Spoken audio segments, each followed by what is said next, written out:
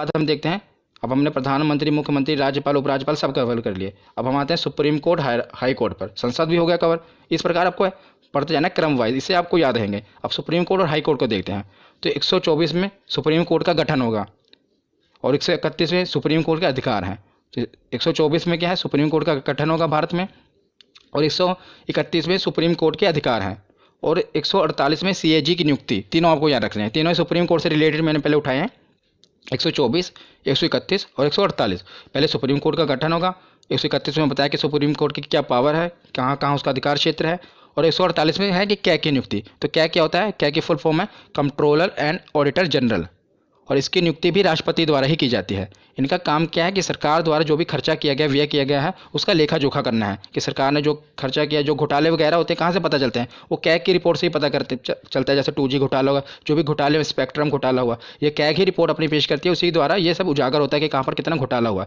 तो और इस समय अगर मैं आपसे पूछूं कि कैग कौन है, हमारे कंट्रोलर और ऑडिटर जनरल कौन है, तो गिरीश चंद्र मुर्मू जी हैं कैग, ये भी याद रखना। उसके बाद हम देखते हैं, हमने सुप्रीम कोर्ट देख लिया, 1, 2, 4 और 2, 1, 4 हाई कोर्ट है, 1, 2, 4 सुप्रीम कोर्ट है, और 2, 1, 4 ऐसे आप पढ़ेंगे तो याद रहेगा। 2-3 बार वीडियो को देख लेना, आपको पूरा कभी भूलेगा नहीं। तो अनुच्छेद 2, 1, 4 क्या है कि इसमें बताया गया कि राज्य में एक हाई कोर्ट जरूर होगा, और अनुच्छेद 2, 1, 6 में बताया गया है कि हाई कोर्ट का गठन करना है।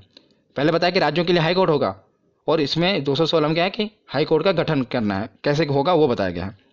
तो हमने सुप्रीम कोर्ट और हाई कोर्ट देख लिया। अब हम देखते हैं, एक मैंने हेड बनाया केंद्र राज्य संबंध। इसमें जितने भी अनुच्छेद हैं ये काफ़ी इंपॉर्टेंट हैं, ये अलग से पूछे जाते हैं। आपको पहले 2-2 करके याद रखना है, 249, 250। तो 249 में क्या है कि राज्य सूची विषय पर कानून बनाने की शक्ति। तो राज्य सूची विषय क्या होता है, मैं आपको बताता हूँ कि राज्य सूची मतलब है कि वह विषय जिस पर राज्य कानून बनाता है।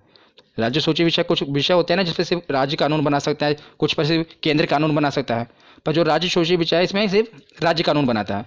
पर और मतलब कि विधानमंडल में कानून बनता है, वहाँ यहाँ केंद्र द्वारा बनाया गया संसद में बनता है, और मतलब राज्य का विधानमंडल में बनता है। पर कुछ विषय हैं जिस पर संसद भी कानून बना सकती है, उसे अनुच्छेद 249 में रखा गया है कि जो कुछ विषय हैं जिस पर क्या है केंद्र भी कानून बना सकते हैं। और 250 में क्या है कि आपातकाल के दौरान, जब आपातकाल इमरजेंसी लग जाए, उस दौरान भी राज्य सूची के कुछ विषयों पर कानून बनाने की शक्ति केंद्र के पास है। तो दोनों याद रखिएगा, 249 और 250। 250 में आपातकाल के दौरान, और 249 मतलब नॉर्मल टाइम पे। उसके बाद देखते हैं 262। कई बार ये पूछा गया है, नदी जल विवाद। नदी जल विवाद का वर्णन किसमें, 262। कई बार आप देखते हैं ना कि दो राज्यों के बीच में नदी के जल पर विवाद हो जाता है। जैसे कि अब कोई भी नदी है, वो एक ये तो नहीं देखेगी यूपी है, यहीं पर रुक जाएगी, वो आगे भी दूसरे राज्य में जाती है ना, तो उसके पानी के लिए विवाद हो जाता है कि कितना पानी। तो एक राज्य मान लो बांध बना लेता है, वो पानी रोक लेता है, तो दूसरा राज्य विवाद खड़ा कर देता है कि हमें पानी प्रॉपर नहीं मिल रहा। तो ये नदी जल विवाद का निपटारा किस में होता है, तो इसका 262 में वर्णन किया गया है। कौन सा अनुच्छेद है, 262। और 262 और 263 आपको साथ में याद रखने हैं। 263 में क्या, अंतर्राज्यीय परिषद, मतलब अंतर्राज्यीय विवाद इसमें है कि दो राज्यों के बीच कोई विवाद हो जाए तो उसे कैसे सुलझाना है, और उस पर संसद कानून बना सकती है।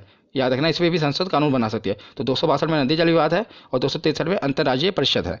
उसके बाद आते हैं 280, ये भी काफ़ी इंपॉर्टेंट है, वित्त आयोग। तो 280 में क्या है, वित्त आयोग है। तो वित्त आयोग का काम क्या है, केंद्र और राज्यों के बीच जो है कर का वितरण करना है, जो टैक्स है उसका वितरण करना है केंद्र और राज्य के बीच में। इसमें 15वां वित्त आयोग चल रहा है, याद रखिएगा। और जो 15वें वित्त आयोग है, इसके अध्यक्ष कौन है, तो इसके अध्यक्ष हैं NK सिंह। इंपॉर्टेंट है, याद रखिएगा। जो वित्त आयोग है इसके अध्यक्ष कौन है, तो NK सिंह है, और 15वां वित्त आयोग है। उसके बाद हम चलते हैं 312। तो 312 अनुच्छेद में क्या है, आर्टिकल में अखिल भारतीय सेवा। अखिल भारतीय सेवा के अधीन क्या क्या आता है, आपको पता होगा, 3 चीज़ें आती हैं, एक IAS, एक IPS और एक IAFS। और ज़्यादा जोर देना IAFS पे, क्योंकि यहीं पर आपसे गलती होगी। क्या गलती होगी, क्वेश्चन ये आया था कि अखिल भारतीय सेवा में निम्नलिखित कौन सी सेवाएं आती हैं। तो आपको 4 ऑप्शन दिए हैं, एक IAS, एक IPS, एक IFS, और IFS 2 बार दिया होगा, मतलब फुल फॉर्म दी होगी। एक IFS की फुल फॉर्म होती है इंडियन फॉरेस्ट सर्विस, और एक होती है इंडियन फॉरेन सर्विस।